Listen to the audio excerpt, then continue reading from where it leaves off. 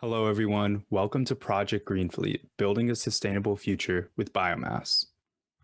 My name is Ahmed Abdallah. I'm a current senior at Howard High School and a rising freshman at the University of Pennsylvania. I'm an intern at the University of Maryland Department of Environmental Science and Technology in the Bioenergy and Bioprocessing Technology Lab under Dr. Stephanie Lansing. Today, we will start off with a brief introduction about my work at the University of Maryland. Then, we will dive into the history of petroleum diesel and diesel school buses, followed by discussion of Project Greenfleet, funding, and future plans. At the Bioenergy and Bioprocessing Technology Lab, we take a source of biomass and put it through a fermentation process known as anaerobic digestion. In the anaerobic digester, there are microbes that feed off of the biomass, which will produce gases such as methane or hydrogen. These gases can then be burned off to generate clean electricity. And biomass is essentially any source of organic material, whether it be microalgae or food waste. So how can we use bioenergy and biomass to defossilize our communities? To defossilize means to decrease our dependence on fossil fuels and increase the supply of alternative energy sources. In my research, I specifically focused on school buses, for their contribution to greenhouse gases are often overlooked. Now, school buses run on diesel because these buses are much heavier and require more torque to get them moving efficiently. If we were to try to use typical gasoline in a diesel engine, it would burn up because the cetane levels are too low. However, diesel school buses in the USA emits 461 million metric tons of carbon dioxide annually and contribute heavily to nitrous oxide emissions.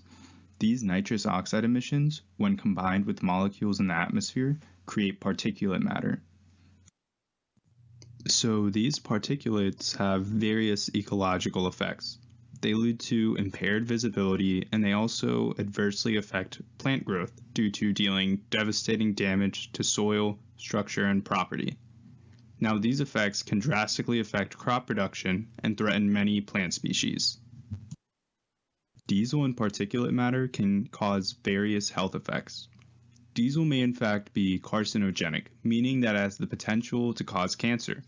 The exhaust of diesel vehicles has been an established cause of lung cancer, and the International Agency for Research on Cancer notes that there is evidence that diesel may also cause bladder cancer. The Canadian Centre for Occupational Health and Safety claims that breathing in diesel exhaust, even short-term, can make pre-existing asthma worse. Also, studies have demonstrated that asphyxiation is possible from carbon monoxide poisoning. The increased exposure to diesel fumes can lead to the irritation of the eyes, skin, or respiratory tract. Furthermore, people can experience dizziness, headaches, or nausea from even short-term exposure. So what percent of students in America do you think could possibly suffer from these health effects? 94%. Because 94% of all students in the United States of America depend on their school buses. So these 94% of students are exposed to the possible harmful effects of diesel. So we need to take the steps to steer away from diesel reliance and find alternatives that are not only safer for the environment, but for all the students in the country. And while the world holds its breath for advanced electric vehicles and hydrogen fuel cells, both innovations in biomass fuels have been occurring drastically behind the scenes. My research aims specifically towards biodiesel. Biodiesel is originally derived from oil crops. Through extraction, you get vegetable oils. And then by reacting such oils or fats with alcohol and a catalyst, fatty acid methyl esters are produced. This is biodiesel. Now, by using recycled cooking oil, you can completely eliminate the need to harvest oil crops and instead directly produce biodiesel from used cooking oil.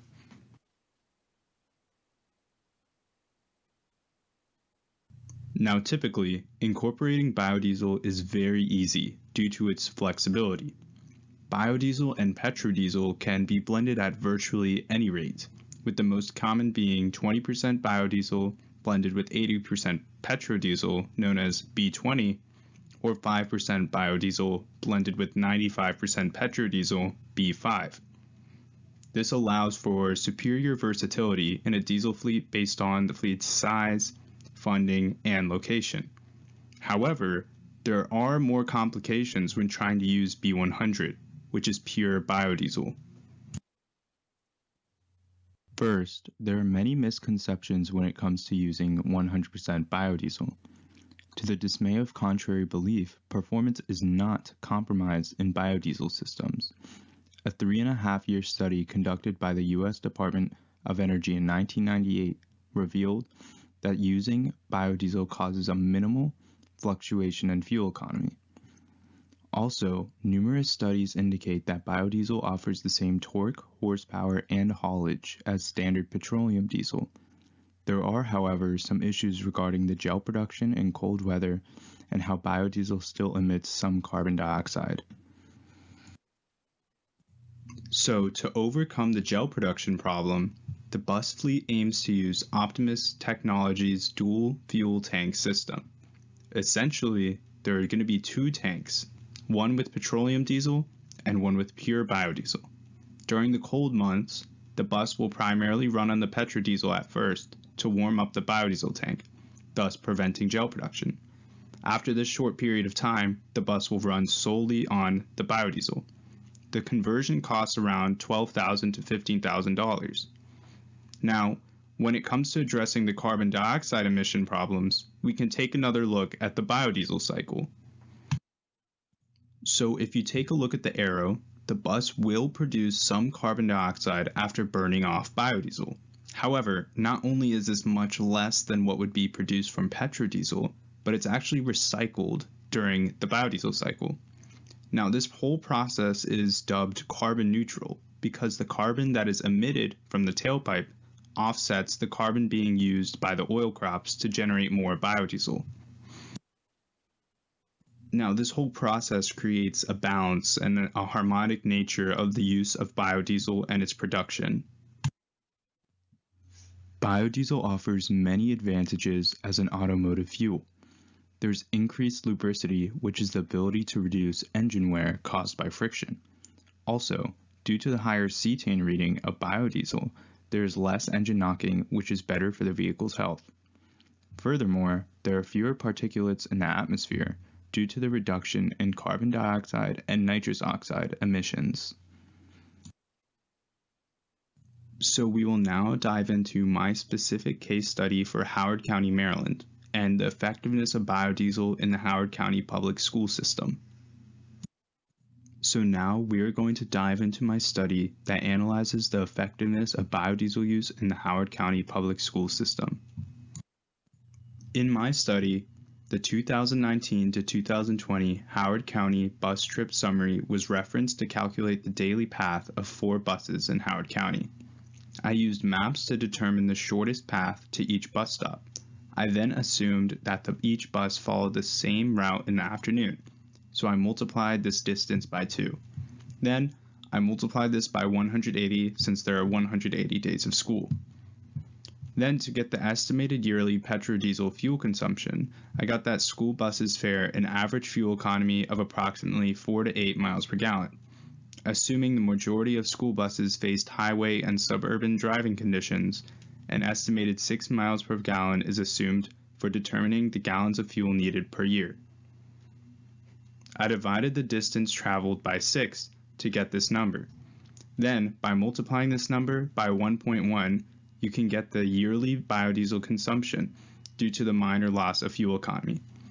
Then, the U.S. Department of Energy claims that burning 1 gallon of petrodiesel will emit 12,360 grams of carbon dioxide, while burning 1 gallon of pure biodiesel will emit 2,661 grams of carbon dioxide.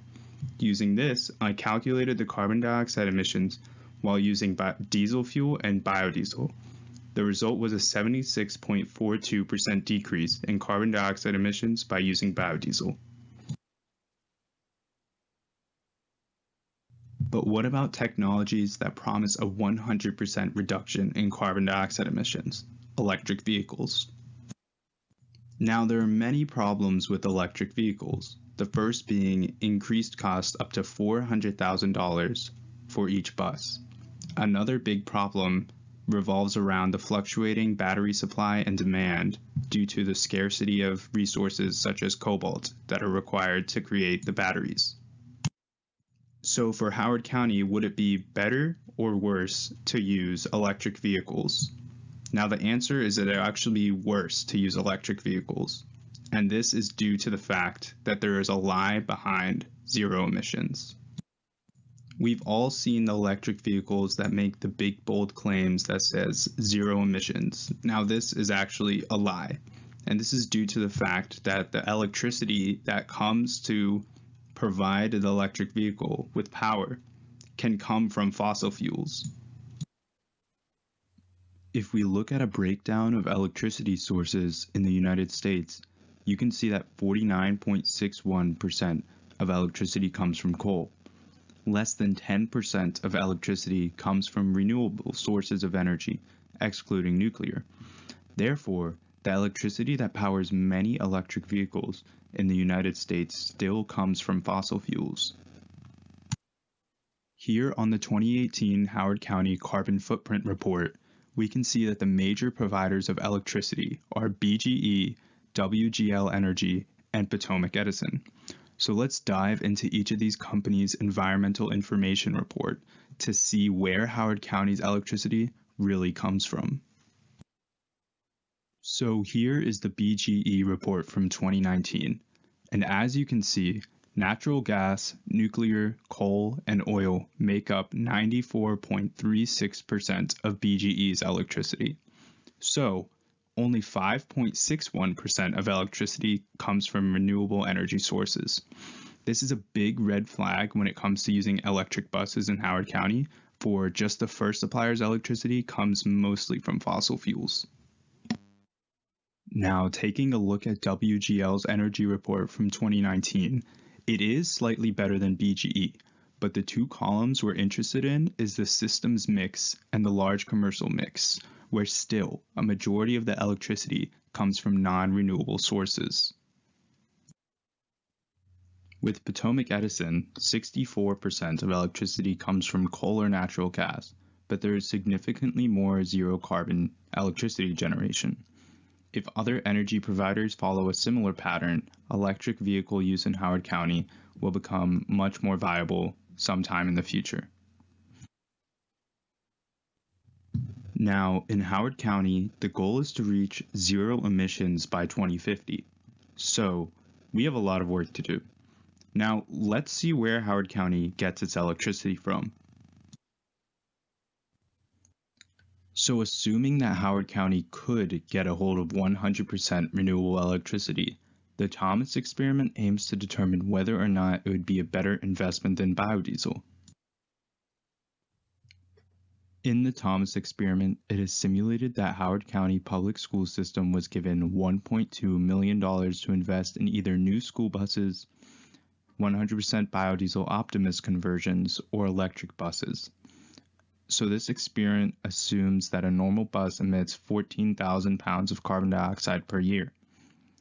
Although each biodiesel 100 bus only reduces carbon dioxide by 3,315.2 pounds, this ends up being much more viable because more 100% biodiesel buses are present. This is because you could convert 80 buses to B100 or buy 3 electric buses with 1.2 million. So the total emission reduction for B100 would be 3,315 times 80, which as you can see here is 265,216 pounds of carbon dioxide, which is much greater than the 14,000 times 3, which is only 42,000 pounds. So when it comes to actually financing the project, there are many various sources of funding available. The first group I would reach out to would be Renewable Energy Group. They have been known to fund many projects in exchange for parts of tax credits and state demonstrations. There are also many state and national level grants and tax incentives. If seriously considering the acquisition of funding, please contact me. My information will appear in the last slide. When it comes to thinking about the future, we should aim towards the eventual generation of biodiesel. This can be done by launching county-wide cooking oil recycling initiatives and then reinvesting in a biodiesel processing plant. However, eventually, the time will come for electric vehicles. But in the meantime, we need to prepare the energy grid to contain as much renewable energy as possible. Now, one way of doing this would be through the anaerobic digestion technology that ties back to my work at the University of Maryland. Now, the idea is to use school food waste or county waste in general that can create methane, which will then be burned off to generate electricity.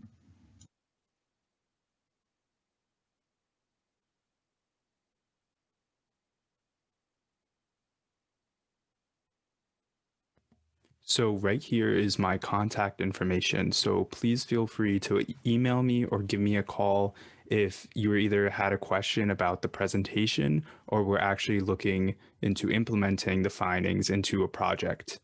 Thank you so much for attending.